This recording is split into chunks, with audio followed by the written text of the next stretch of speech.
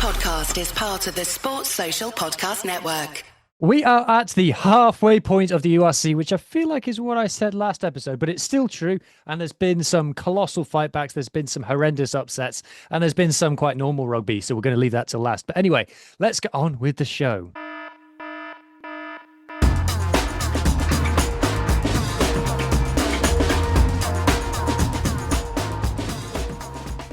Joining me this evening, if I can say it, I only say it every week, is Irish Adam and South African Mohammed. Good evening, gents. Good evening. How's it going? No Ethan this week, so we had no Adam last week, no Scottish Ethan this week. He is traveling, so shout out Ethan. We'll see you next week, mate. But so we'll do our best to kind of cover the Scottish Italian chat between us as best we can. But before we do that, let's crack straight on with the show because, as always, we've got far too much rugby to talk about in far too little time. And I've decided, Mohammed, that this week we are starting with the big one. Stormers versus your Sharks team at Cape Town. 52,000 people in attendance. Stadium looked beautiful. It was a hell of a game. And for the first time, maybe ever in the history of this podcast, Mohammed, we have to say it was a hell of a performance by the Sharks. Yeah, well done to them. Hopefully more performances like this. It was somewhat of a tight game, especially at the start. Sharks were in the lead the entire time, other than the start. Once they took the lead, things got a little more tighter. I was impressed by the Sharks' performance. I think people stood up. I think we've heard criticism of Jordan Hendricks on Bit of an Animal, where Jean said that no South African team other than the Stormers have good fly-offs, and I think Jordan Hendricks put that to bed. I think Jaden Hendricks had a really good game.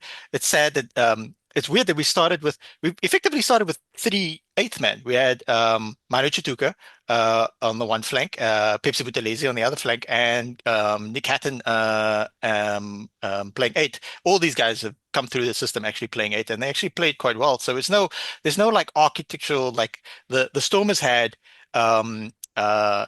Peter de Villiers on the one flank, and he's sort of like a shorter dude. And then they had Ben Jason Dixon, who was like almost what you would think of as maybe an athletic blindside flank in that mold. Stormers did sort of miss Evan Roos because he didn't start, but Thedison is a good player in his own right. He's not to the quality of Roos, but yeah, overall, what I find interesting is that the Stormers PR says it's a sellout. It's a 55,000 seater stadium, but then the website constantly says like less than that. So I don't know what the description there is. I do have a communication with the Stormers PR team, so maybe I'll shoot them I'll definitely shoot them an email this week and just understand. I would leave it. I would leave Yeah. it. I would say that is probably a way to piss someone off. So just leave it. What is it? What is it? Is it a sellout? Hey, But I think maybe the premium box seats weren't sold and stuff like that, and those cost quite a bit of money. So yeah, Email winning Monday a the game. 26th. Hi, but to whom it may concern. Are you Yeah. lying? I just don't understand how this works, but yeah, that's what their PR says. So yeah, going into the game, we were very much underdogs. No one gave us a shot. I shout out to Jean. Every time Jean on the Bit of an Animal says, like, before the Sharks Bulls game in Durban, which was a sellout in Durban, by the way, after Sharks Fest, Jean said, like, on the podcast, which I couldn't attend because I had to focus on my day job. He said, like, Sharks no chance, and then we won. And then against the Stormers, he was like, Sharks no chance, and then we won again. So thank you, Jean. I hope you bet against us every week. Well, you were saying to us before, Mohammed, on the Champions Cup shows that Sharks were targeting this game or these games against the Stormers. And that really came across. They really seemed like they'd done their homework. And you have, like we say, it's tempting always, when a big team or what was a table-topping team in the Stormers kind of loses a game, it's tempting to hyper-criticize the losers. But genuinely, for the first time in the history of this podcast, I think we have to say, good job, Sharks. What's also interesting is that JP Peterson, since he came in, has given young guys a chance. Patoganyane started, and he's now seemingly Oxenchair's understudy. We need Oxenchair really to anchor the scrum Made and a he came big on difference when he after came 30 on. minutes. Yeah. Pato did okay. I think it was him who got caught offside sillily. He was a bit lazy running in the first half. Um, and he did okay in the scrums. And the other thing is that we have Makazola Mampimpi and uh, Van der Merwe, Edel van der Merwe, and to best of my knowledge, neither of them are injured. But who started on the wing? SA under 20 World Cup winning wing Jaco Williams, who's a smaller kid because he's quite young, he's only 20, but he played fantastic. His speed and that kick across, that very flat kick across from Jordan Hendricks. So, I mean, a guy like Mbanda was in the team since JP get in, but he's dropped out somewhat because it was announced that he's going back to the Bulls. He sort of okay, we recruited him from the Bulls 2 years ago, and now he's going back to the Bulls, which is okay because we're getting a different tight end prop from overseas. So I don't think he's going to get that many chances because it seems like JP Peterson's trying to give chances to the players that are going to still be around next Well, season. JP's, yeah, as you rightly said there, mate. JP's made some big calls, and Mm. it's paid off. It's still early days for him. I'm still not ready to call it yet, Yeah. but from my point of view, what went right for the Sharks in this game is they completely took away the Stormers' biggest strength, and the Stormers' biggest strength is their line out and driving maul. And I'm just trying to find the stats now. The key telling one, line outs. 6 lineouts lost for the Stormers. Ain't Mm. no rugby team in the world winning a game of rugby having lost 6 lineouts. Lineout And another, success, 67%. Lineout steals, 3 each, to be fair.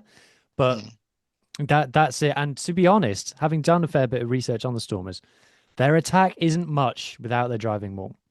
Other than the What driving maul, it's quite basic. That is the word I should use. I think we also had some key lineout steals when we were really under pressure. And then, I mean, that one in You the second always half of jump. Vincent You always from jump. the other in the second half with Vincent Tuka, who had to come on early after his brother Manu rolled his ankle. Um, that was key. And I also have to obviously shout out. I know Adam mentioned the Ward brothers the other day being sort of the brothers of destruction, like a pro wrestling uh, reference or whatever. But shout out to Apolele Fasi, who got man of the match in the game. There were a lot of good performances. I mean, Pepsi Buthelezi got two tries. But yeah, shout out to Manu Chituka, who sort of channeled his inner Brett Hitman heart with excellence of execution. For audio These are my listeners, running glasses, Mohammed, but it's for very audio listeners, Mohammed has donned a pair of reflective sunglasses. yeah. Oh, I If you see must somebody in them. Cape Town running with these glasses on, you know it's Mohammed. And if Muhammad the Hitman Hart. I like Rick Nisbet. It was like a short guy. I don't follow pro wrestling that much, but I like a few people. Like CM Punk's a great dude, and Bret Hart's a great dude. Obviously, if anybody wants to get in the comments and say they like Hulk Hogan, you're probably a doers. Moving swiftly onwards, I'm not sure there's that much else to analyze about this. I think that it was all about the line out for me and the scrum as well. The Sharks scrum stood up well. I thought Oxenche when he came on made a big difference. I loved other than I was backing the Stormers, I just love a big game, and it felt like a big game. It felt like a marquee game from the URC, and it's going to be part 2 next week. Hopefully, the Sharks will shift a few more tickets now that they've won this game. And I don't think it's going to be easy either because it's almost like a test series where it's like very yeah, difficult to win the second one. So after the game, I was happy, but I was like telling friends like, hey, I hope the coaches get this across to the players that look, we play this other game and then we get a 3-week break. There's a 20-day gap between this second Stormers game in Durban mm. and then the next game. So because the game in Durban is like on the 31st and then we play the Lions on the 21st of February. So I hope that the coaches said, don't cut too loose. We have to fly back to Durban. Let's rather like focus on, I mean, we've got a lot of injuries as well. Let's rather focus on getting the result again. Only half the battle is won. And then after that, you can really cut loose. Because I mean, the Stormers are going to come back. I mean, Sasha Feinberg and Gomba Zulu, who had a decent game. He had a good attacking setup. And obviously having Damien Willemse with him sort of also helped. Makes But all the difference. yeah. Sasha needs Willemse, as this clip shall also prove. whilst we will just watch him do this cool stuff, completely enabled by Willemse, who's the only other person who speaks Sasha in the Stormers team. 1 from 3 from the kicking tee. When Sasha broke Oh, through, he was supposed to be the amalgamation of Money and Andre because he could razzle dazzle but also kick goals. The kicking goals bit has kind of stopped this season, and it's not just in this game. Like I'm sure he will fix it at some point, but it's becoming a thing now. yeah, I noticed that as well. He really whacks it. These were Some of them were acute angles, but there was the penalty kick, which wasn't necessarily that difficult a kick per se. I mean, it looks easy on TV, but yeah, we want a degree of because the thing is that would add scoreboard pressure to the Sharks and make the game a bit more tighter. So that's something they're going to have to clean up as well. Mm. Did you catch much of this one, Adam? I didn't catch much of this one, no, but as you said, Hugh, I think having South African stadiums being, that size and selling them out, there's a conspiracy there, Mohammed, but we'll see about that. But selling them out to that standard and creating that big spectacle is what makes the URC great. Because when you look at teams, like when you look at like rugby in as a whole, you'd say like Australian rugby teams can't get that type of capacity in their crowds. English teams sometimes struggle with that type of capacity, but like with a league like the URC, and I think was this Johnny Bairstow, the England wicketkeeper, the former England wicketkeeper, was in the crowd randomly there as well. So yeah, there's like to have like a party atmosphere there in an iconic stadium, it just shows why the URC is so good. But yeah, it was a great win for the Sharks. There's one weird aspect though. If my team's losing and I'm watching on TV and they're losing like handily, right? Then I might sort of go do something else, go do some chores, go clean the kitchen, maybe change channel, whatever. But if I'm in the stadium and I paid money and I had to drive there and pay for parking and food or whatever, even if my team is losing, I get to watch professional athletes up close and personal. So be it in football or rugby, I'm still sticking around, even if my team's shipping 40 points or whatever, because I don't get to see people like right up front. And speaking of teams Mhm. losing, we don't know if, unfortunately, Tim Bikosi won't join us for a bit of an animal this week because he's a bit busy, but we do have a backup Lion supporter. But we don't know if Sibusiso is going to attend or not because his team, Arsenal, just lost to my team, Manchester United. So I anticipate we're going to get a text saying Sibusiso is unavailable. Okay, well, tune into a bit of an animal later in the week on Global Gainline to find that. Moving onwards to the big Irish derby of the week, Adam. Connacht Yes, hosting Leinster. at the I saw a brand. great meme on, I think it was on Twitter, not Blue Sky, of the Simpsons meme. It was Mr. Burns going, I don't know about Leinster. They've barely even won 10 games in a row. Oh no, honestly, it was like so this game was really interesting. It was also the reveal of the new Dexcom Stadium, which looked incredible. They like when I talk about like stadium atmospheres, I think it was like 12,500 people that were there. It was the highest ever attended Connacht match in Galway. It looked like a party. Like it was really, really cool to see. And the atmosphere was absolutely electric. But this is the game where the Connacht social media thanked Leinster fans for selling their ticket allocation out, which isn't cool because Interpro derbies are supposed to be Interpro derbies, and as somebody that supports Ulster, looking onto that, it's just a bit like But it looked like a party atmosphere, and it was a party atmosphere right up until the 60th minute. I feel like with Connacht, like they used to honestly just have a shed. If you're listening now, Hugh's got a before and after picture of the old sports ground and the new Dexcom. It just used to be a shed. Like the actual funding and the money they've put into it is incredible, and I think Connacht have deserved it for a very long time. Like they won the Pro 14 10 or so odd years ago. It was They Pro are 12 at prop the time, 2016. Pro 12, yes, 2016, 10 They had a years ago. double Wow. Aki midfield, Yeah, that was Bundy yeah. and Peter. Bundy and Peter, yeah. That I flip. That's do you remember when? If you listen to the the Interpro show, you'd understand if do you remember when? But I think Connor played really, really well. They played really well up until the 60th minute. And I feel like this is a really big factor that we were seeing in this Connacht side is like they have when they play well, they play such fluid rugby. They play really nice rugby. They like were at points like bullying Leinster off the ball. Sam Gilbert scored his 27th kick in a row or something like that as well, which I think is also like Sam Gilbert. I think has been the signing that they need him to be. But yeah, then Leinster started to do Leinster things, and we I say this every week. It's became like almost like, but Leinster know how to win games, and it came in. I think Fintan Gunn at the very start was a This is decent it. enough try. This is the thing that's jumped out to me straight away is the timing of the tries from Leinster. Hmm. 8 Well, and then 57, 60 and 70. yeah, and you have to see like if you go down to the penalties, they were marking up penalties, but like with Leinster is like Leinster at the minute. They're like any brilliant team. Like you need to score your tries. But with what Connacht were doing, they were building up a score. I think it was like 23. It was like 23 10, I think, at some point. And then Leinster just started to go in for it. It was RG Snyman with the first try, and he just launched at the line. He's about 6'7". He's massive. Just running out the line. Took a couple of Connacht defenders with him. He's less heavy since he cut his hair. Yeah, he is. He's less heavy since he's cut his hair, but he still is he's so good.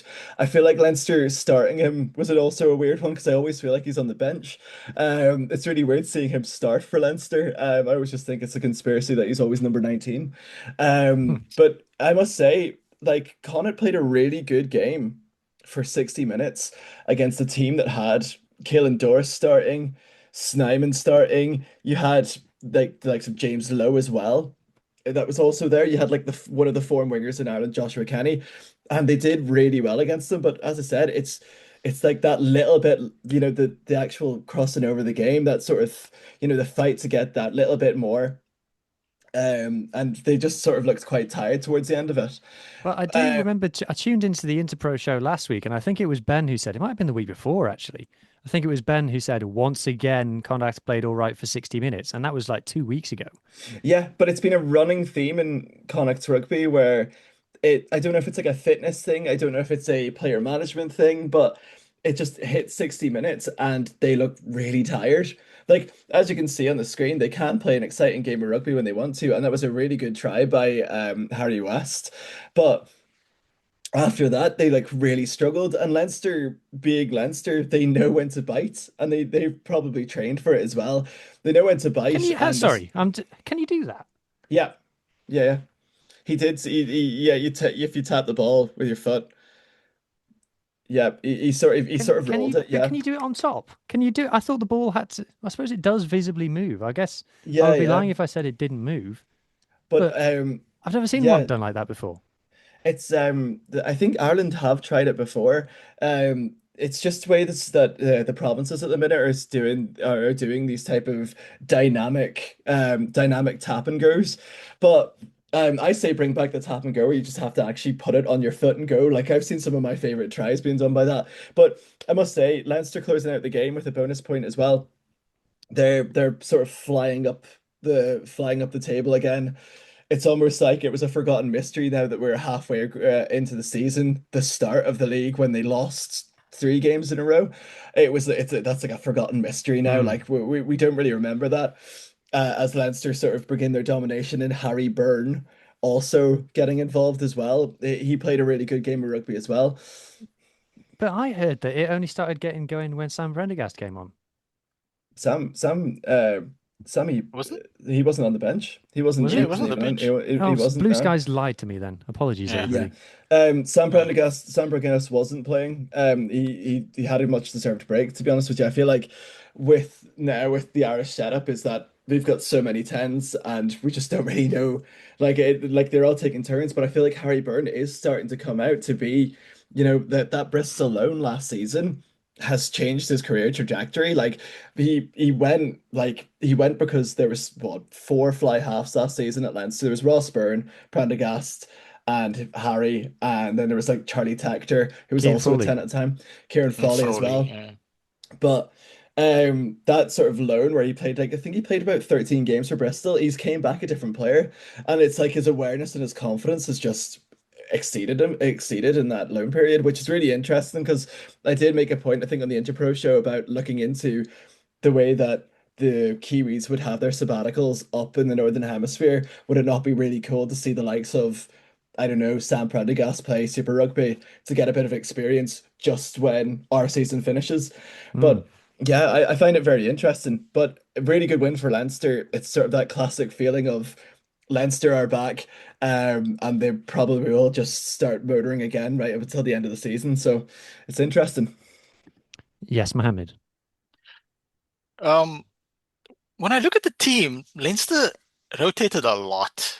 I mean, I've seen a lot of these players, but I wouldn't necessarily think that like if they were playing in the Champions Cup final and or URC final, that a lot of these guys might have been picked. They are good Well, players though. But what mhm. concerns me is that like Leinster can rotate this much, go to an away Interpro game in their own conference and win, whereas like South African teams cannot do this. Our Well, in conference games are like I wonder sort of like the pros and cons of South African versus African teams games being such a slogfest. The one thing is like iron sharpens iron, but then the other aspect is like it takes a lot out of you. And then the last aspect is like, did Connacht get a new stadium or did they just get a new stand on the side of yeah. the existing stadium? uh, It Yeah, was it was a new stand. It yeah, was a new stand to get put in. But yeah. as Hugh said, I think it cost something like 40 million, 40 Good. million for it. It's 40 million euros, which is crazy, but Mm, it seems like really up to date. And it seems like they had a cafe that I saw online that was getting a bit ripped into called like the Scrum Cafe. And someone was yeah. like, oh, you can pile down and have a coffee or something like that. But for Leinster's rotation, they have just a wealth of really good homegrown players. Jack Mm, Boyle came off injured and he's dropped out of Six Nations now, but he's actually been replaced by Billy Bowen, who's now just swapped in the Connacht loose head. You have, but yeah, it's for like, and Connacht had a really good team as well. You had the likes of Sam Elo, who's having a great breakout season. You have the likes of Cian Prendergast, who is in the Ireland squad and well deserved, but he is starting to do really well as well. Well, he's always been really good. You have Josh Shimoni finding form. It's a good Connacht team, but I feel like they're lacking that little bit extra to actually get them over the line and secure really famous wins like this one. Yes. Well, the you just got to say it though. 2 from 9 for Yeah, Connacht. two from nine, and they're also looking at loads of their players leaving. They're like Ben Murphy going to Steel Sharks apparently is a crazy one. You Joe have the Joyce has like gone to Gloucester, hasn't he? Joe Joyce has gone to Gloucester. Ben Murphy's going to Sale. Matthew Devine is going up the road to Ulster apparently as well. But they're looking at getting a lot of Leinster players. They've already got Kieran Frawley. There's probably a lot more coming in the piper because the Stuart Lancaster effect is you know he's whispering in these players' ears, going, "Come on up to here. We'll give you like for Kieran Frawley, for example, the starting 10 jersey instead of playing 15." But Frawley I thought he played really well, but he also scored as well. So I always think that's a bit like the only awkward thing about players getting announced early in the season. If you play them and you see he scores against you, kind of like, oh, he's going to be an idiot until At about least he's good. 6 months. Yeah, yeah, he's going to be all right for us, isn't he? Yeah. Yeah. But that's the thing, though. You say that Leinster benefit from having a good pipeline of players. When you actually say that, it makes me think that like the Bulls have a similar system. The Sharks definitely have a good pipeline of players, but we tend to lose players if they're not playing regularly and they don't get people aspire to play regularly for their URC franchise and or ideally also play for the Springboks. So if they get both those, they tend to stick around, maybe even move within South Africa, that type of thing. But they tend not to go overseas immediately, at least. But what tend to also happen is that even if they play regularly for the Sharks, but they're not getting recognized by the Springboks, that means that they're not maximizing their income. Then they go to Japan and so on and so forth. And the last thing Yeah. I'd say is I'm really pleased that Connacht have finished the construction of this additional stand in their stadium. It's just more people to see them lose to the Sharks in the Challenge Cup next round. Thank you. Bold statement. Right. Well, very good. Well, anyway, on that bold statement, a reminder, if you are enjoying the show so far and you think this URC show seems good, do they have anything else? Yes, we do. This is the Global Gainline YouTube channel where you can find weekly dedicated shows in both audio and video formats of URC, Top 14, an Irish dedicated podcast, a South African dedicated podcast, occasionally a USA dedicated podcast, occasionally a women's rugby dedicated podcast, all on here. And if we can add a Japanese one, we'll go for it. If someone wants to make an English one, I'm sure there's other channels out there for you.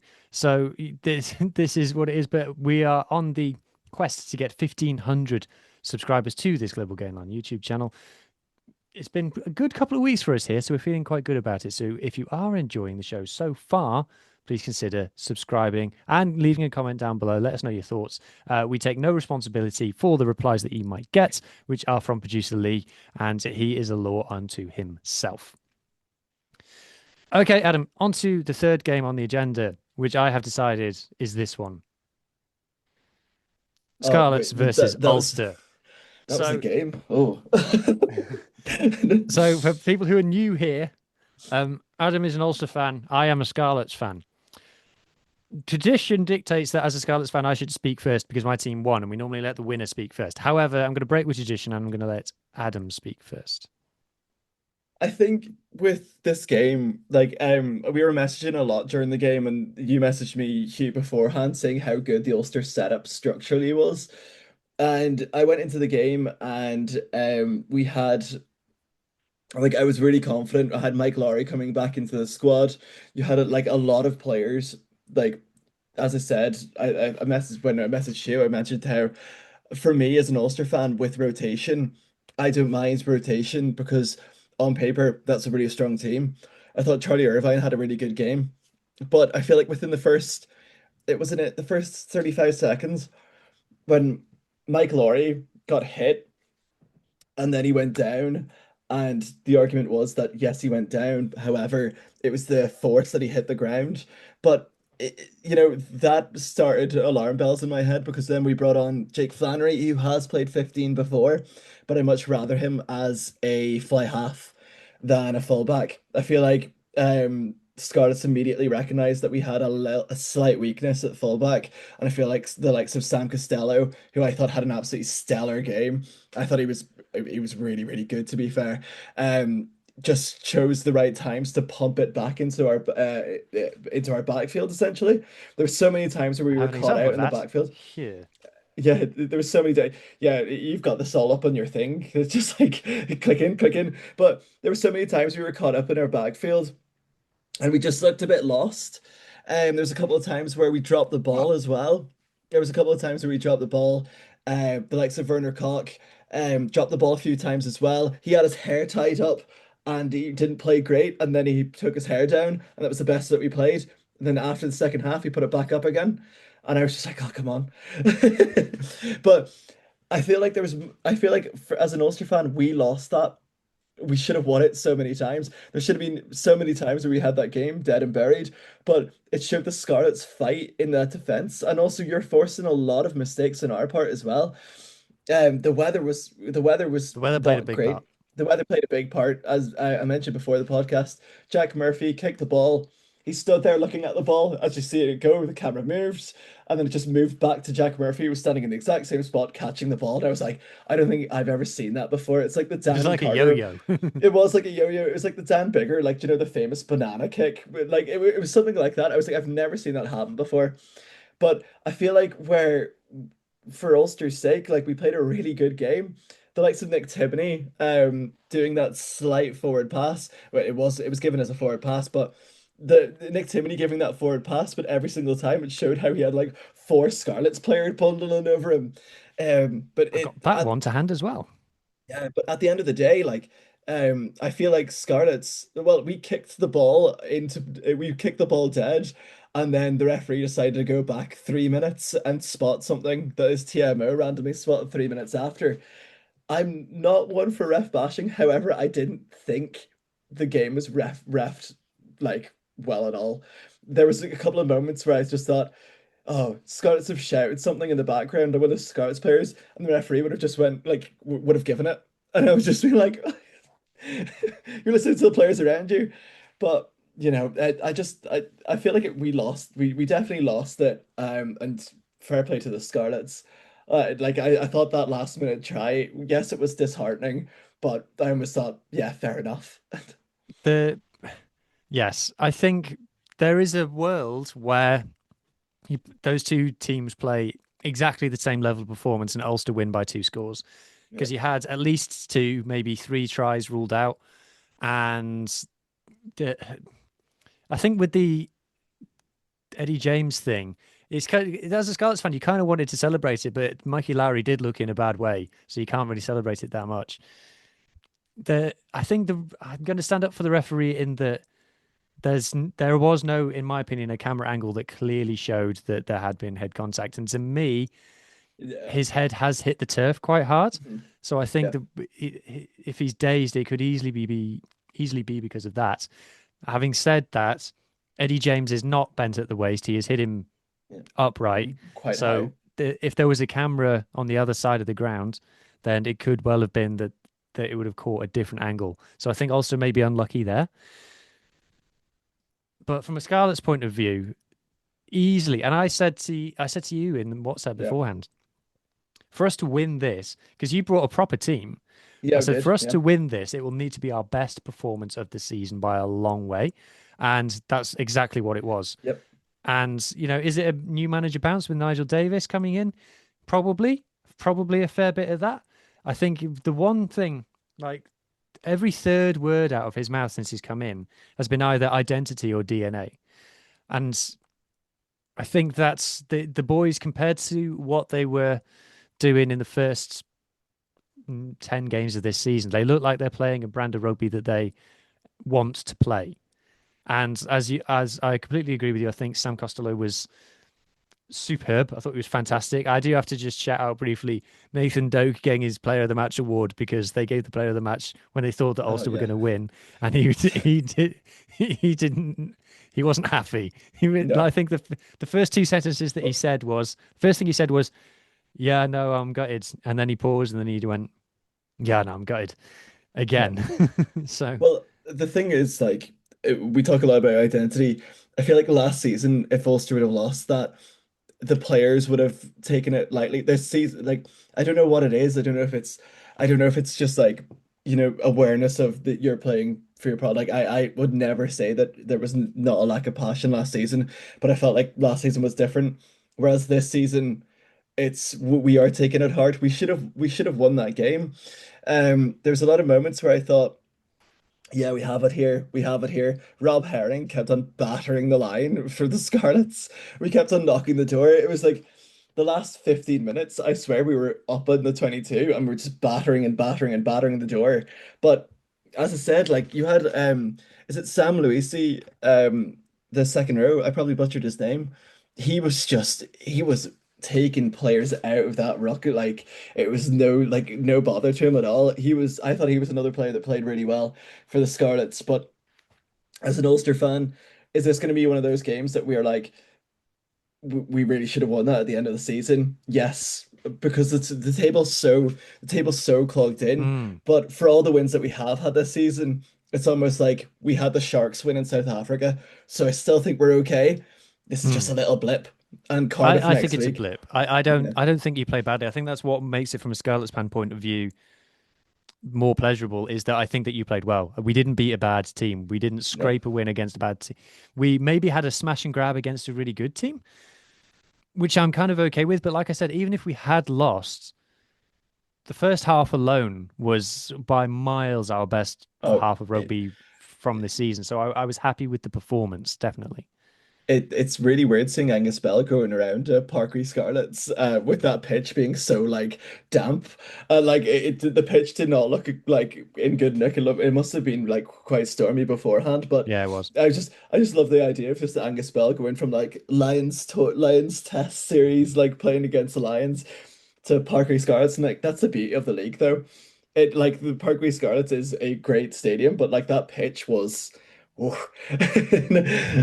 It was okay. It held up, to be fair. I've Yeah, it seen did. Yeah. seen a lot worse. But just on the final try, like I have watched this probably 50 times. Yeah, fair And enough. I would have since done it the same. happened, it was one of those ones like whilst it was happening, I was like, it wasn't until he'd like I almost didn't celebrate until he jumped over the line, grounded the ball, stood up, was being hugged. Did my brain really register what was happening?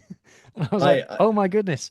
But it's all about the pass and what you have to watch. I'm going to show it to you twice. Hopefully the video doesn't cut out. I've seen it like a yeah. hundred times and it's so good. I think, will Ulster be disappointed with that missed tackle? I think I maybe 14 men. I feel like these were set up really well. As you said, that skip pass was really good. with As the I skip kind of pat. Yeah, sorry, go on. Oh, sorry. As I kind of said as well, like that what was it? The slip, the miss, like there was a lot of missed tackles, there was a lot of dropped balls in that Ulster squad. Like it was a weird one because you said whilst we played well, yes it was. We did play very well, but there's a lot of things that we should have done better. Our back three dropped the ball a few times. Werner Koch dropped a few times. Jake Flannery, to be fair to him, I don't think he would have been expected to get thrown in for most of the game at fullback. But I feel like that was already us on the back foot. However, Bryn Ward was phenomenal once again. I thought he was just knocking down every single time he had the ball. He was just first player that came up. No, second, a bit of a speed bump. Third was always the one that tackled him. But I yeah, I really enjoyed watching Stuart McCloskey, and that was him playing oh yeah. against my team. And initially, I was like, "Well, initially I was like Galaxy Brain. Oh, it's really smart and intricate how they always manage to engineer a physical mismatch with Stuart McCloskey, and he's always running at a smaller player." And then after a while, I just realized, oh no, wait, he's just way bigger than everyone else on the Oh, pitch. he's massive. He's playing some of the best rugby of his career, and as an Ulster fan, he's been one of our best players in many years. But the fact that he's hitting this like monumental form just before Six Nations as well, And he fitness. and fitness, he's like it's the best we've seen him. And as I said, like my other favorite Stuart McCluskey moment where he had a hair bun and he was taking conversions. So, this is like getting there, like getting there to be my favorite Stuart McCluskey. Sorry, But yeah, somebody. I feel like for the players in general as well, I feel like when our front row was tested in the scrum as well, I even when felt we we had your number a little yeah, bit at scrum time. you did. I feel like you did really well in the scrum. And then I also thought when Eric O'Sullivan came onto the pitch that he had a good impact off the bench as well. He's a player that's nice to see coming back into form. But but yeah, we had a couple of mismatches. Jude Postlewaite came on and you messaged on WhatsApp going, "Oh no, Jude's on," and I went, I feel like if Mikey Laurie was still on that pitch, injuries happen, but I still, if Mikey Laurie was on that pitch, we would have looked more settled in the backs. We'd have just like that little bit better in the backs, and possibly would have had a much more open game to run at. Speaking of him, speaking of the man himself, you got to watch him for this. You have to watch him for this miss pass. So I think he's this guy. He's this guy on the end, and you have to. You see the moment where he realizes what's happening, and he panics, and it's like one of those dreams where you need to run but you can't run. It's Mhm. like that. It's like that. It's like, oh no, it's happening. It's happening. Oh no, oh it's Oh no, it's happened. Oh no. yeah, it's one of those like I feel like it's a learning curve, and I feel like I don't think he's done anything particularly wrong. no, no, no. Well, as I said, we were down 14 men, and I honestly thought when you took off Blair Murray, I was like, okay, this could be okay for us. This could be okay. And then I forgot that you had Ellis May, and I quite like Ellis May. I feel like he's quite a good operator. And then he scored that try, and I went, he's gone down in my eyes now. His stock in my eyes went down that little bit more. But as I said, like it was such a weird game. Like I sat at the end of it and it was sort of like that ringing feeling in your ears. It must be like when Munster fans see them lose the cast.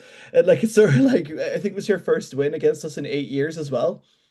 So there's a lot of Yeah. those sort of records were done, and fair play at the end of the day.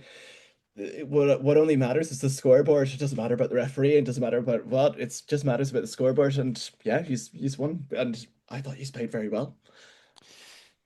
Yeah, I enjoyed it a lot. I enjoyed it a lot. Anyway, let's change it up because you and I have just spoken for quite a lot. So I'm just going to change up the order a little bit. And bring back in Mohammed as we talk about Edinburgh versus Bulls. So I said on another podcast, I said we can judge the Bulls whether they're back or not on Edinburgh away. And well, Edinburgh away has now happened and the Bulls have won it. So what does that mean? Yeah, unfortunately, Ethan's not here, but 2 wins in Europe on the bounce now for Bulls, quite good. They were horrible in the first half. Edinburgh was quite good. And then the coach didn't seem to be panicking. And in the second half, they really clicked into gear. They got their scrum penalties going. They were a bit more physical. They were a bit more acute. And they only took the lead right towards the death. And it's almost like the ideal time to take the lead type thing. And Edinburgh didn't have a reply to them. So overall, are the Bulls back? And this is more what we want to see. Will the Bulls play next week? We'd have to check later. But yeah, Lions away. I'll tell you. oh, I'll tell you about the Bulls' interesting. next fixtures Interesting. in a minute because it's Yeah, interesting. I think which is weird because Edinburgh had a solid team on the thing, but the game's not played on paper. Johan Grobbelaar played the whole game. Players that stood out for me, Gumede had another good game. Andre He made an Rudolph is impact like since he's come back. growing. He played the whole game. So did Pollard. Chestnut Josta had a good game, but unfortunately he went off for concussion. You actually could see the mouth guard flashing and stuff like that. So that was a thing. But then his replacement, the very rotund Stravino Jacobs, not as fast as Chestnut Josta, but still not slow. He actually made a massive impact in the game. Overall, they turned into the business Bulls in the second half. I'd agree with that. Just to do our best to cover it from a kind of Edinburgh point of view. Obviously, we're missing Ethan, the Scottish correspondent, but I feel like Edinburgh's attack is give it to Darcy Graham and see what he can do. And Edinburgh's defense is wait for Freddie Douglas to make a turnover. And if neither of those things work, that's plan A and plan B out the window. Yeah, I was disappointed Duan didn't make more of an impact. He had some moments in the game, but I expected a bit more from him. I mean, it was Rian Lowe who posted, "Oh, the Curry Cup is alive and well." Because if you look at the try scorers, Duan van der Merwe, P.S. Schoeman, Marco Corsia, Johan Grobbelaar, Marco van Staden. So I was flicking because on Friday night all the games were at the same time. I was flicking between this game and other ones. Obviously, Edinburgh took the lead early, but and obviously Sean Everett being the coach is another South African connection. But it was just what really stood out to me as well, though, I have to say, was how the Bulls players celebrated on the pitch. It felt like they needed that. It felt like they felt under pressure, and there was a pressure release moment when they got the W in this one. Yeah, their attacking flair is really coming to the fore as well. Defense was solid, but it seems like maybe they're getting the gist of what Ackerman's trying to do in terms of the attack. Obviously, Ackerman's got Neil de Bruin there again next to him, so that sort of helps. And, But and yeah, the but attack we talk wasn't about the problem though. Neil de we Bruyn's talk come in as about the attack coach. Sasha Feinberg and Ngombe Zulu's kicking. Andre Pollard was kicking in very difficult conditions because I mean the wind was. We talk about windy Galway and talk about Glasgow's home stadium being quite windy. Conditions in this game in Edinburgh weren't ideal either. That's one thing I just want to bring back from the Scarlets Ulster game as well. Is Sam Costello nailed some very hard kicks, so more praise for him. But you're right. I've been calling out Andre Pollard's performances for the Bulls so far. One thing I cannot criticize is his goal kicking. It's clearly very, very, very good. I don't know if that's news to say that Andre Pollard is a good goal kicker, but he's delivering on the hype on that front at least. But I think a solid result for the Bulls. But shall I tell you the Bulls' next 3 fixtures? They have got the Lions away, they have got the Sharks away, and then they've got the Stormers at home. Interesting. So 3 derbies in a row, but there's a bit of a gap between the first and the second game. But if we're saying, are the Bulls back? If they lose those 3 games, they could be right back to square one. And by that I mean if they lose those 3 games, it could be curtains. That could be the end of it. And then the Bull supporters that I know, especially my neighbors and coworkers, will be saying, "Oh, it's a rebuilding year," type of thing. We're going back to that. But just like with holding off on the like, is JP Peterson a good coach or not? I'm just holding off to see if the Bulls are back yet or not. Look, it's a good result. Now they're just a point ahead of of the Sharks, and I'm getting a lot of like stick from Bull supporters saying like, "Oh, they're much better than the Sharks." It's like you're marginally better than the Sharks. Yeah, it is worth saying as well, though, that Ross Thompson missed 2 out of his 3 kicks. If he gets Mm. one of them, it's obviously a different result. But if I'm if not. coulda, woulda, shoulda. I'm not massively impressed by the Edinburgh's fullback or their starting fly half, but they're quite young guys, so maybe they'll push. Maybe they'll shine eventually. Yeah, Harry Patterson's had some good performances. He's capped for Scotland. Yeah. Mm. It does feel like the fly half position for both Edinburgh and Glasgow next year is going to be a big talking point because of the players that are just going abroad all the Yeah, time. because I look at those guys and they don't excite me, but if I look at Yuri Mateo, who's like on the bench at the Stormers, that guy like excites me. So, Hmm. From a Scottish point of view, I'm afraid we are going to skip over Zebra versus Glasgow a little bit because I'm not sure who watched it. Did anybody even seen the highlights of this one? I've seen mm. the highlights of it. And from what I've like read up, like I don't know if you see sometimes I'm on the other screen. I just try and like look up little things if we have someone missing. Hmm. But from what I can see that what I can see is that Zebra had some form of like a fight back towards the end. The last try, it was the Pani try was a thrown intercept. So I Right. think Glasgow not scoring 4 tries as well is very interesting. And oh no, It no, they is. did. Sorry, they did. Only because I see that wee penalty try box. That's not normally there. Ah, the But things like that. It looked like a very cold night in Parma as well. I don't think the conditions were exactly great there I'm either. never, ever, ever going to give Glasgow the "it was cold" excuse. It's No, no, Glasgow. it looked like no, but like it looked like in terms of like I know it's in Glasgow to be fair to them, but it looked like a really tight game. From what I could see online, there was a lot of, as I mentioned again, there was a lot of referee chat. But of course, watching the highlights, I'm not exactly sure why or what happened there. But I think it's a better result for Zebra than it is almost like Yeah. in terms of like for confidence reasons going into like that sort of break. It's a better result for Zebra. And we are seeing a different Zebra side, like one that does play with much more confidence and much more flair. I mean, They're look at doing this. well in the Look Challenge at this Cup. Glasgow lineup. It's a very, very strong lineup. Like if you go from 6 down, Gregor Brown, Rory Darge, Jack Dempsey, George Horn, Adam Hastings. I haven't said a bad player yet. Ollie Nope. Smith, maybe less known. Sione Tuipulotu, Hugh Jones, Kyle Yeah, Stay, and Kyle Rowe. It's a basically a full strength Glasgow team. Like Scott Cummings on the bench, Matt yeah, Ferguson on the Matt bench, Ferguson. Stafford McDowell on the bench, um, It Xander like Ferguson on the bench. It's I mean, it's. no Dan Lancaster though. Ah. I wonder whether Glasgow were a bit just not up for this one. You know, it just yeah, a strong team, Zebra away, kind of just a bit took it for granted a little bit, which they did win. And I'm not criticizing Glasgow because they've been phenomenal this season. You yeah. know, I'm not trying to slander them or anything, but this wasn't their cup final. Put it that way. No, it wasn't, but it's the game that's put them on the top of the URC all of a sudden, and it's now the dynamics slightly changed. But as we're probably going to talk about in a little bit, the table is so close at the minute. Yeah, I think it's very much job done from Glasgow. In fact, is Mhm. this? Yeah, I was just going to bring up. And what do you guys think of Glasgow's light blue jersey?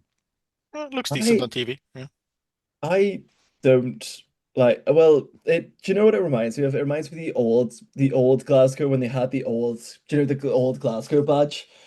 I'm talking 2013. I think when they won the Pro 12 against Munster and they had that sort of old badge, like they always had a kit like this. It's like Hmm. it just reminded me of like an old Glasgow kit, essentially. That sort of nice light blue turquoise, but having it looks like a kit that Leinster brought out like years ago that they had it for a training kit, so it did look a bit odd when I looked at the highlights. It sort of had second take to it. Yeah, it's a very Coventry City. Hmm. It is quite Yeah, Coventry it is City. very It is, Coventry yes. City. Uh, yeah, I don't have tons more to say about this. Like I said, I think it's just job done from a Glasgow point of view. But I think the story really is Zebra, a hell of a battle. Yeah, That's a very pleasing scoreline from those. Zebra have had a couple of good results in the Challenge Cup, and they're building a bit of a momentum. They won their first two games of the season and haven't won since in the URC. So, that's mad. and they're That's now mad to bottom of the think of. table, which is a little bit brutal. So hopefully, they can get a couple more wins before the end of the season because yeah, they've had some bad results, but I don't think that bottom of the table really reflects Zebra's current. No. It's not like old Zebra where it was like losing every game by 30 points. Yeah, and also they also have a bit of fight to them. Like old Zebra would have just given up at half time. Like this Zebra scored most of their points after the first half. Like the fight and the drive that's in them at the minute, as you said, I don't think they relatively deserve to be bottom of the table, but it's that brutality of the league at the minute. They're doing so Mm, well in Europe though. for sure, for sure. I'm now going to move on to our next game, which is Munster versus Dragons 22-20. Similar in that a much closer scoreline than you would have expected. And I, in my Welsh Rugby WhatsApp groups, was getting messages during this one. And like I said, I was channel hopping for the three Friday night games. I was getting messages saying, the Dragons are genuinely battering Munster here. And I was like, surely not. And then I flicked it on. I was like, oh, this is actually, yeah, seems to be pretty good. I think Dragons led at half time. Yeah. Obviously, eventually the dam broke.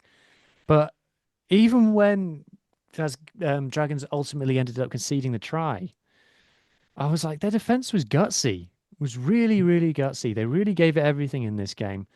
And they had a horrible result in the Challenge Cup. I think last time out, they got 70 off Benetton.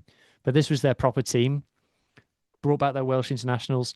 Their second rows, I know, going very well. Levi Douglas, Ben Carter. Ben Carter, for me, I would start for Wales. Obviously, Aaron Wainwright is what he is. Shea Hope scored again. Probably one of the unluckiest players not to get selected for Wales in the Six Nations. Tinas De Beer, I think, has been a great signing. Rio Yeah. Dyer has found his form again, which is great to see. And Aaron Owen and Fina Inisi, sorry, it's just working. It just feels like it's working now for the Yeah. Dragons. And yes, I know they've lost, but this is not a scoreline that many people would have been predicted. But Adam, to flip it around, yes, Munster have stopped the rot. Their losing streak is over. But if the Dragons overperformed, Munster underperformed still, despite the result, you have to say. Yeah, I'll preface it in saying that JJ Hanrahan was supposed to start, but he pulled out 5 minutes beforehand with an injury. Yeah. So Tony Butler wasn't like nailed on to start at that 10 position. However, it doesn't, like as we say, it doesn't excuse for the whole team performance. But there's running I'd always say like there's tactics that are there to be played, and Butler might have only thought that he was going to get 15 minutes at the end of the game, let's just say. But they didn't I did feel like Munster were really like it was really interesting how the game was played. I thought they were reacting they like the first half didn't go to plan. The Dragons were absolutely like Zero clean breaks for Munster. Sorry, 5 clean yeah, breaks for Dragons, zero for Munster. Wow. all of their tries came up from forwards bashing up on the That's try a bit line. old Munster. It is very old Munster, but it's also old Munster to like come back from a game that almost was sort of like lackluster in that sense as well, because as I said, with the Newport team, they came out, they started to like put up a score line, and then almost it was like the second half happened. They brought on Gavin Coombs and he scored within what 8 minutes of each other. He scored twice within 8 minutes, and it was like, oh, old Gavin Coombs is back, it seems. Um, Butler missed a conversion, so kicks is so important, of course. But I thought that, as I said, well, it's Sean Adogbo. That's another one I need to shout out. Sean Adogbo's first game for Munster. Why do I think his first name is Edwin? His brother is Edwin. and his brothers. So so we've got the Ward brothers and the Dogbo brothers. Irish rugby is going to be mental in the next couple of years with brothers. But shout out to Sean Dogbo making his debut. He was born in 2004, which is 2 years after me, and he is probably the size of two me's, maybe four me's. He's a really classy operator on the ball. When you say me, you Um, Wow, mean you and not Ellis six me. Kalins. Wow, that's a yeah, lot of Kalins. yeah, so, yeah. But yeah, no, not Alice, me. I meant me as in Adam, who's also very wee as well. But me and Kaelin's never been in the same room yet, so we don't know that officially. But but yeah, I feel like for Munster, it was one of those where it was their first win of 2026, which I think is mad. The fact that we're like 3 weeks in and they haven't had a win yet, but to me, this Munster side is lacking a little bit of extra something. And like it's like maybe it's a leadership thing, Mm. maybe it's a creativity thing, but Clayton McMillan had this team playing some really nice rugby at the start of the season, like some really nice rugby at the start of the season. But now it's sort of like, they've got Alala in, and he's not done much, to be honest with you. As loan signings go, he's there to be a prop. He's there to steady the scrum, but the likes of Jean Klein, who's leaving to go to Gloucester as well. He's another one that's going to Gloucester. But there's all these players that I said they were lacking leadership on the pitch. It seemed like they were lacking leadership, but you have the experience of Jean Klein, you have the experience of the likes of what was it, Alex Nankiville, and I would say even Dan Kelly with his experience of playing in the Prem. But yeah, it's really weird. I feel like Munster really do need. That's really bad. Like, Yeah, sorry, we're watching the Tinas de Beer break. Someone yeah. get it. Someone catch it. Is that what's his name? The 10, should Butler. he come forward? Has he Tony, claimed it? I don't know what Tony Butler was doing, and I don't know if he was expecting the kick because he was just looking at Tennis de Beer in that one as well. It was another one that I thought was a bit interesting. There's Sean Dogbo keeping up with the winger though. He seems to have like such like for the size of him as well. But there's a lot of positives for Munster, as I said. Sean Dogbo being probably the biggest positive out of that game, Mm. making his debut. But there's, as you say, a lot of questions for Newport's sake. I feel like they're another team that we sort of written off at the start of the season, but much like Zebra, they have been putting in some good performances. They've just been unlucky on the side of the scoreline. Yeah, they have. They have. It is good to see from a Welsh point of view to see the Dragons pick it up a bit, and I think I don't. It's difficult to say what's changed. I think maybe he's just figured out the selection. Sometimes rugby's a simple selection, and maybe he's just figured that out. And they got that one win, and then the confidence just grew and grew and grew. So now they can't when they do lose, they can't now use the kind of we just don't know how to win excuse because they've won quite a lot lately. So One I think aspect that I saw an article saying that Munster started well under Macmillan, but then they took the break when the Irish team was playing in the November Test series, the Cole Pinter Quinter series, and then they came back and they haven't quite been the same. So that could be a factor. Yeah. mm, Yeah, there could be a lot of factors. Like I do feel like, of course, they had a lot of rotation in this squad as well. You didn't have Casey, you didn't have Hanrahan, you didn't have Crawley either. Tyke Byrne finally got given a rest because I feel like he's played every single game since probably 2 years for the past 2 years. But you had a lot of those players that are like getting rested.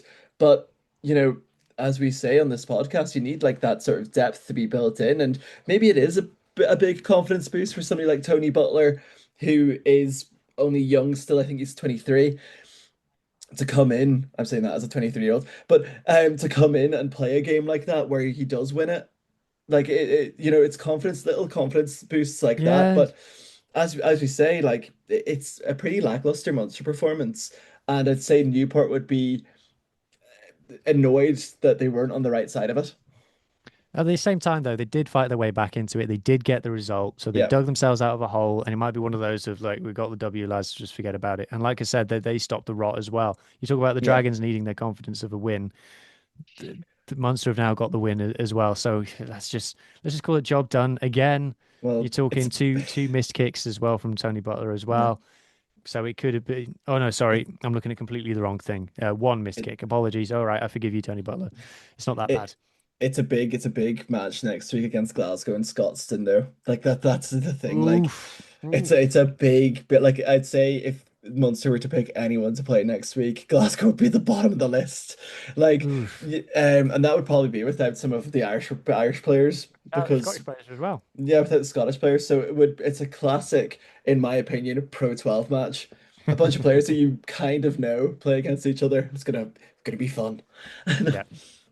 Anyway, before we go any further and talk about the last two games, I just want to remind people, if you've been watching this far, you're clearly enjoying it, at least on some level. So please consider subscribing to the Global Gain Line. Or if you are listening on audio platforms, whether that's Spotify or Apple, on Spotify, you can leave comments. You can leave reviews as well on both of them.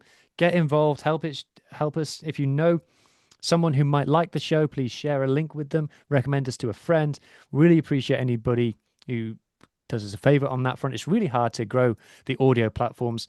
Or if you found this on YouTube and you're thinking, cool, bit long though, listen to us on the audio while you're going to and from work or doing the dishes or whatever you like. I kind of prefer the audio version, I'll be honest. So we'll see you then. Right. Getting back to the ruggers. Let's now talk about Ospreys versus Lions. Now, from a Welsh point of view, there's quite a lot of context to this, but I'm not going to start with the Welsh point of view. I'm going to start with the South African point of view. Mohammed, this is the first time that the Lions have avoided defeat in the Northern Hemisphere in the URC since October 2024. So, is this 3 points gained for the Lions? I would perceive this to be a positive result. I obviously couldn't watch it live because I was really just watching the Bulls game. Overall, interesting to see Bato Klakani playing the whole game. The combo of him and Renzo du Plessis at 6 and 7. I won't say 6-7 because I know Adam's students do that all the time and it drives them crazy because I do watch the Interbro show. Mone van der Berg had a solid game. Hashim P came off the bench and actually made an impact. I will say one big thing to shout out is that Bronson Mills, the young inside center, is still playing really well. He's not the biggest dude, but he plays. He's willing to kick.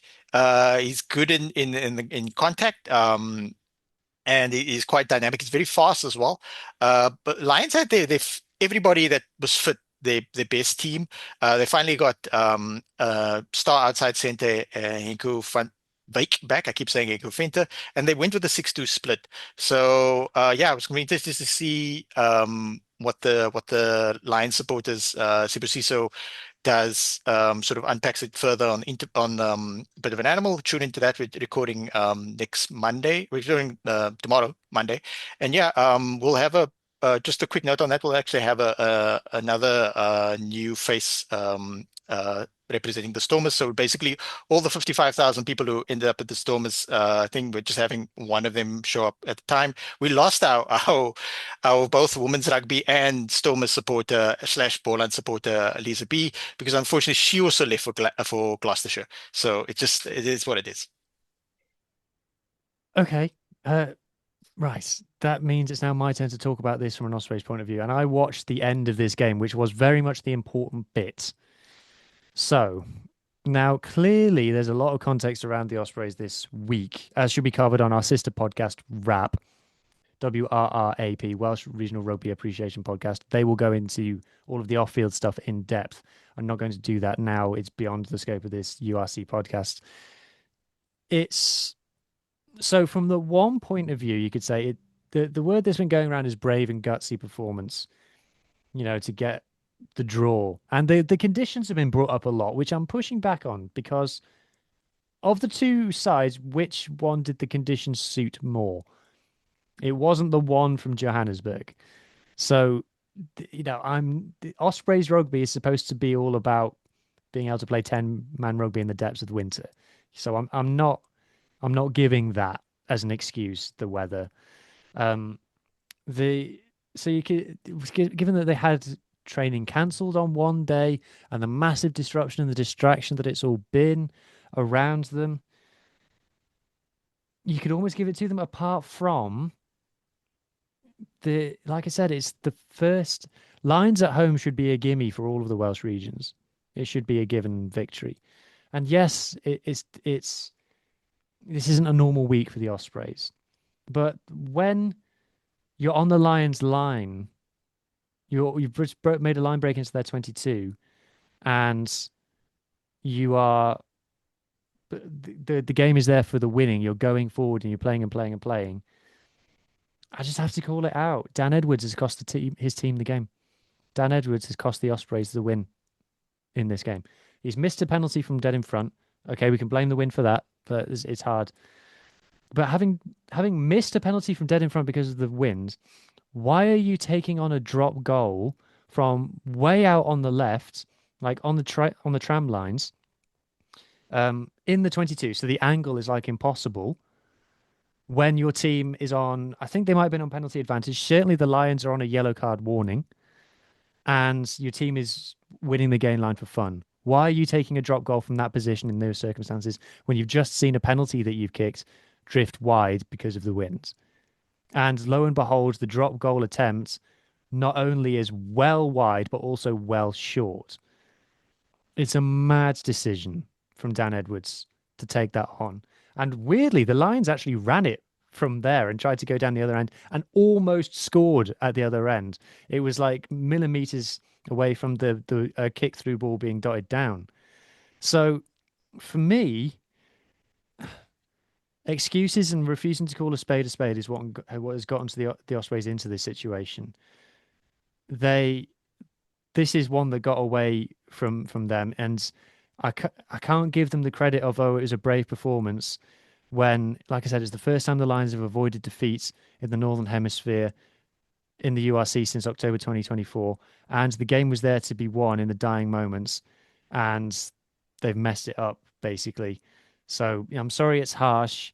I'm sorry it's maybe not showing the most empathy for the off-field stuff. Like I say, we'll get discussed on rap more, but I can't buy into it was a brave performance thing, unfortunately, in my opinion.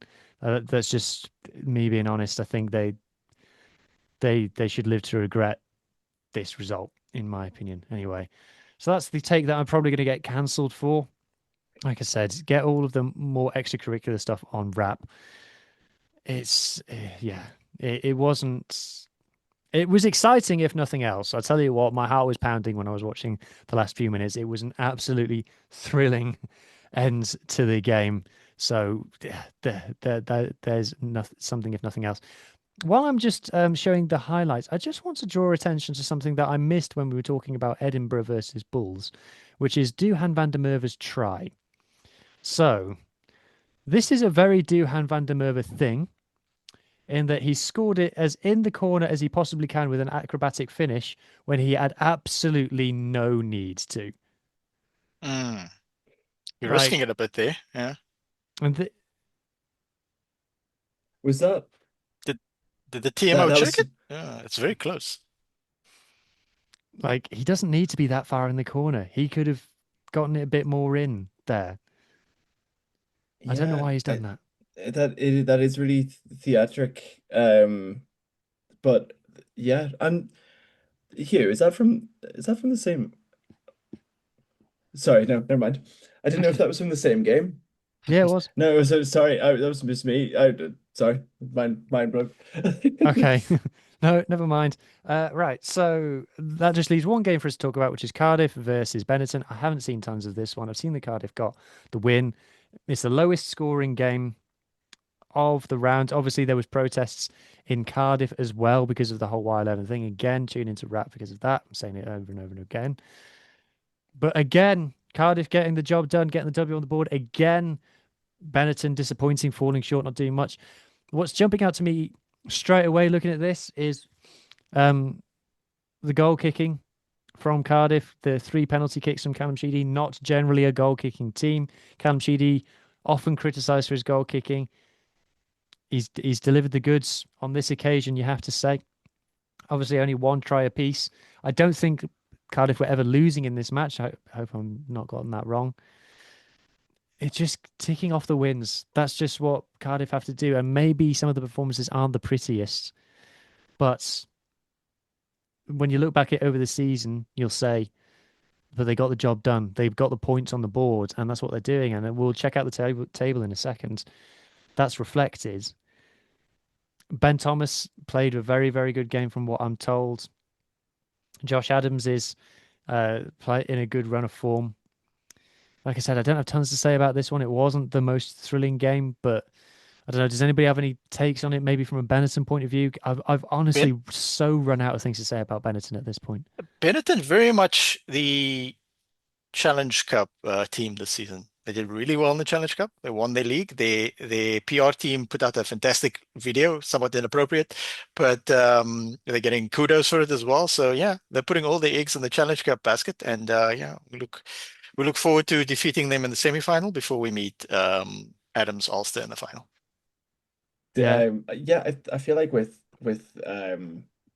Benetton, it's much like it's almost like much the opposite of like Zebra in terms of like, oh, they're playing like some nice rugby in Europe, as Mohammed said, but like in the league they're really struggling. But then you look at their team and they've got like what Menicello was starting that game, and Menicello is class. Like, like it's like players like that where you think they should have had more of a game. But as we said, at Cardiff this season are a different animal, and that's not to like all the off-field stuff is mental what's going on. And I feel like producer Lee at the start of this week was like, here, like playing against the Welsh team this week is going to be incredibly difficult because they're all going to be quite pissed off essentially. And I think that's what we kind of saw.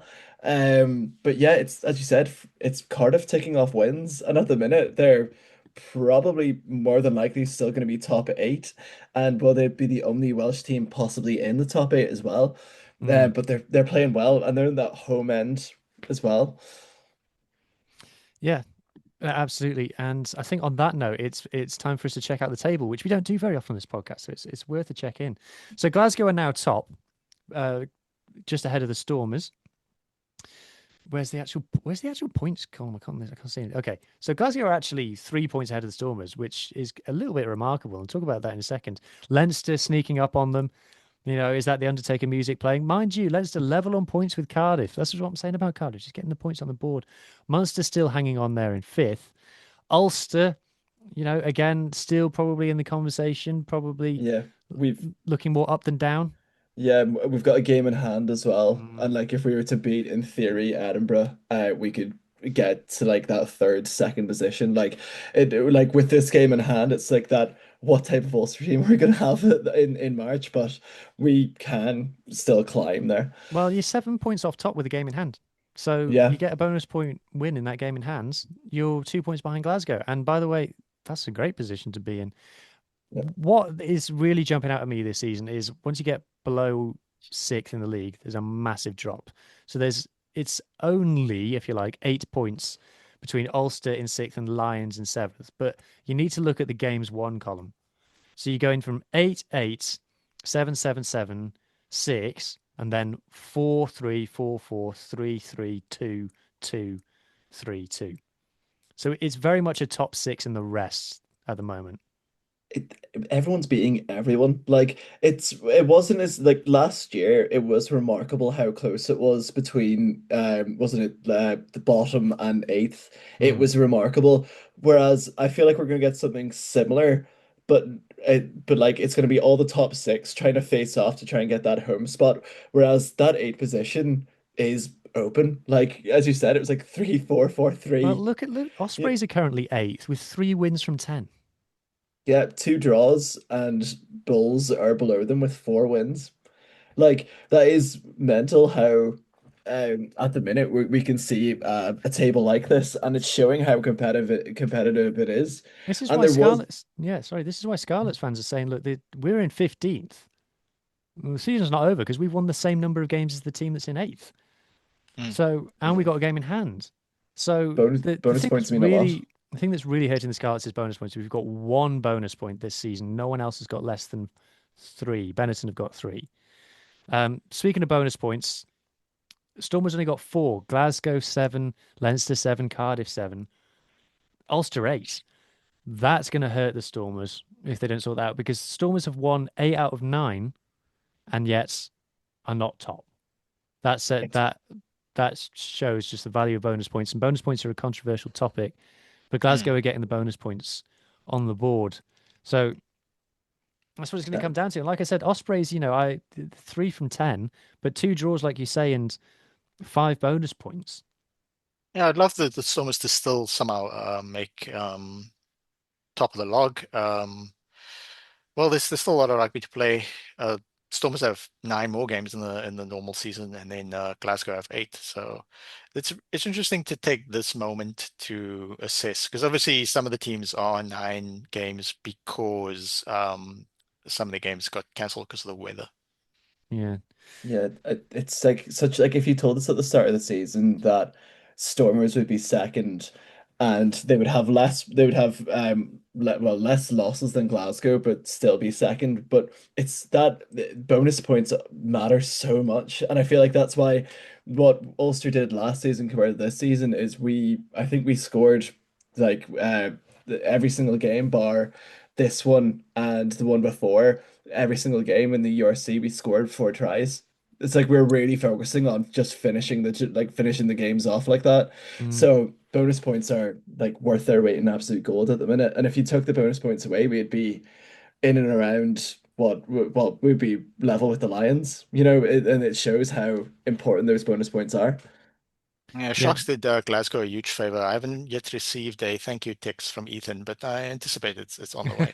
And then finally, my question for the Interpro show, considering Kalen sort of graduated last week and that's why he wasn't there, is he going to appear this week in the podcast wearing his gown and cap? I'm afraid that you have to rent those. So I Oh, Yeah, don't you know. only I get don't them for know. the day. Yeah, you only get them for the day. Yeah. It's sad. But Master Yeah. Kalon is back on the Interpro show in all of his mastery ways. He might show us a magic trick. I think after the I always say that this URC really gets going after the Six Nations, and when all of the kind of games in hand are made up, we're in for a 7 match sprint until the end of the season, basically, very and exciting. really, I don't think the top 6 need to be looking down too much, but anything can happen outside of that. Anything can Yeah. happen outside of that. It Anyway, let's predict some round 11 fixtures for the upcoming weekend. So we're going to go in order, and I'm saying Benetton versus Scarlets. Now, Scarlets are going to already have said that they're picking a highly rotated team for this one, but Benetton will lose all their Italy internationals as well. I would say a Treviso win. But then, as we said, that Treviso are very unpredictable, so he can't really just be like Treviso win, and then Scarlets are going to have some type of benefit of winning last this week and Mm. seeing this week and probably be rubbing their hands at this one, as you said, with no Italian internationals. I'd say an Italy team without Italian internationals hurts more than a Welsh team without theirs, I would Mm. argue. Yeah, I'm going for a Benetton win in a low scoring game. Glasgow versus Munster. Ooh, yeah, we talked about this earlier. Glasgow got to be favourites. Yeah, I'd say Glasgow are favorites, but I'd say Munster will try and throw everything like the kitchen sink at it and try and get like a losing bonus point out of it. And I'd say low scoring, no bonus point, like no 4 try bonus points for either of them. But I would say like a losing bonus point range for Munster, but Glasgow to win it. Mm. Mohammed, the Yuski derby, Lions versus Bulls. Both teams flying back from Europe. I think the Bulls have a slight edge. I would like the Lions to win, though. Okay, and then Sharks versus Stormers. Coin flip. Stormers are going to come back, sort their line out. We're going to see if the Sharks have any fit loose forwards. I think Tino Van Vasere might play, that type of thing. Um, Sharks by 1. Ooh, okay. Zebra versus Connacht. Now, this is an interesting game. This is Yeah. this is a good round of URC. Mm. Zebra versus Connacht. That's a big game.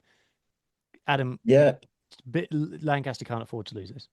Lancaster cannot afford to lose it, but then we Ireland XV play England the week after next. So I don't know whether or not that we're going to have a lot of like all the Irish players that are selected for those squads in the Ireland camp at the minute. But for Connacht's sake, they need to win this. They need to have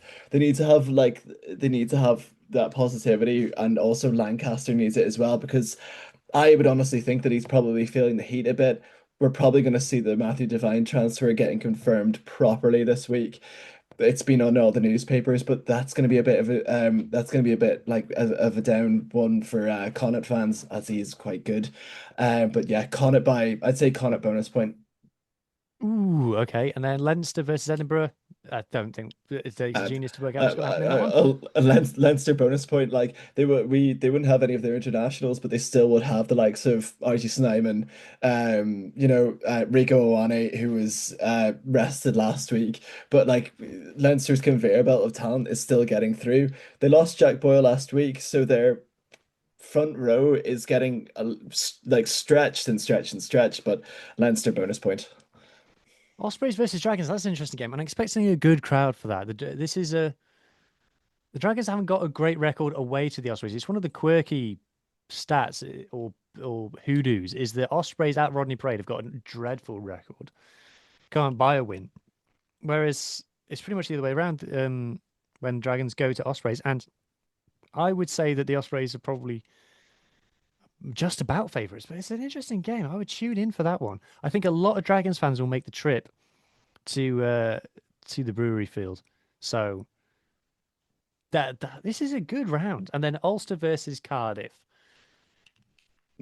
I think for an Ulster standpoint as well, we're as I said, like this is the weird round where it looks really good on paper, but when you look at it, like a lot of the Six Nations guys are not going to be there. And with our That can be success a bit of this an equalizer as well. it could be a bit of an equalizer because, as I said, we also have an Ireland XV game against England, England A. So we've also got like two Ireland squads. I know the lads are in Portugal right now. So we're not gonna have any of our Irish lads. It's gonna be interesting to see what type of squad we put out because we're suffering with injuries in our like sort of B team lineup anyway. Cardiff, would they have their Welsh players No, potentially? no, Would not the you say? Welsh No, internationals, but they have fewer Welsh internationals called up than normal. well, that's the thing. That's the terrifying thing because Cardiff are playing a nice, exciting brand of rugby, but it's going to be in Ravenhill. I'd say Ulster by 10. I I don't think think a a high bonus point scoring will get. game. I think this one there'll Is be it? tries in this one.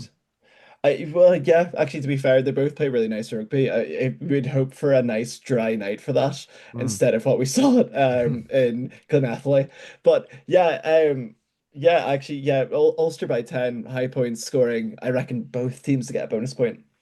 Yeah.